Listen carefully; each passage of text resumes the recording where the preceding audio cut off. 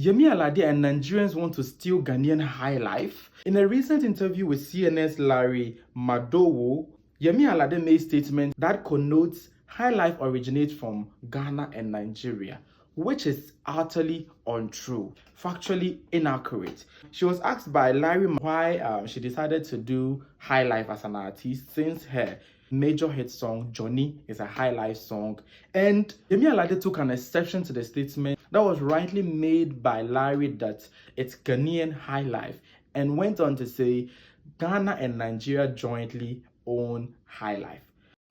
Johnny was your first major hit. It blew up internationally, now has more than 160 million views on YouTube. But the genre is actually Highlife, which is traditionally Ghanaian, right? But you dipped into it and it blew up. You said, first of all, that Highlife is originally Ghanaian. We have to talk about that. Oh, I opened Pandora's box. Okay. I mean, I grew up in a time in Nigeria when Highlife was definitely a big deal. And as far as I know, Nigeria, Ghana, etc., we have already been pre-connected via music and everything. So I feel like it originated both here in Nigeria and Ghana. Yemi Alade made a statement in a recent interview with Larry Madowo on CNN, in which he was asking her that she did Ghanaian Highlife on her biggest hit song, Johnny.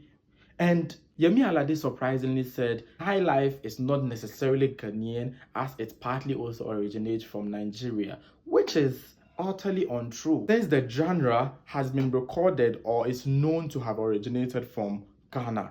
Case closed. She makes a case for Nigeria being one of the pioneers of the genre. However, this is not true. This comes on the back of rumors of ill-conceived agenda by the Nigerians to call-list Nigeria as originators of Highlife.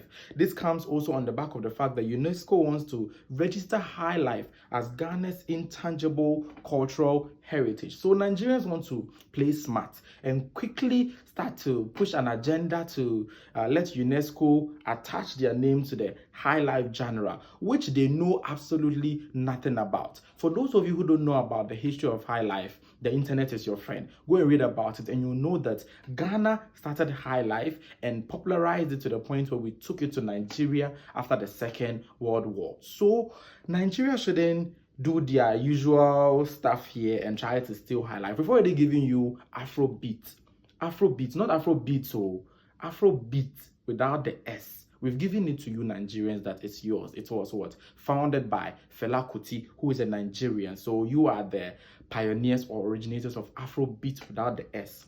Mind you, Afrobeat with the S is a different thing altogether, which represent the contemporary sounds of what? West African music. So Afrobeat is owned by basically West Africa, Ghana and Nigeria. But Afrobeat without the S is owned by Fela Kuti. He originated it, and we give it to Nigerians. Ghanaians will not stand anywhere and say Afrobeat without the S is both a Ghana and Nigerian thing. So Nigerians, don't also go and stand anywhere and say Highlife is a Ghana Nigeria thing. Take your Afrobeat without the S and let us take our Highlife too in peace before it turns into another Ghana must go affair here in this continent. Even though we are brothers, we will still go boots for boots over this.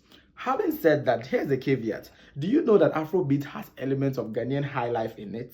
The Afrobeat that Fela Kuti originated has elements of Ghanaian Highlife in it. Even though we know it's from you, we could also claim part of it, since Ghanaian Highlife is part of your Afrobeat that Fela Kuti originated. So Nigerians, don't try to play smart here. The only thing you own is Afrobeat without the S, and Ghanaians own our indigenous Ghanaian Highlife, and it's our bona fide property. As for Afrobeats with the S, that's a representation of all of African sounds. That's the contemporary African sound, which originates from both Ghana and Nigeria.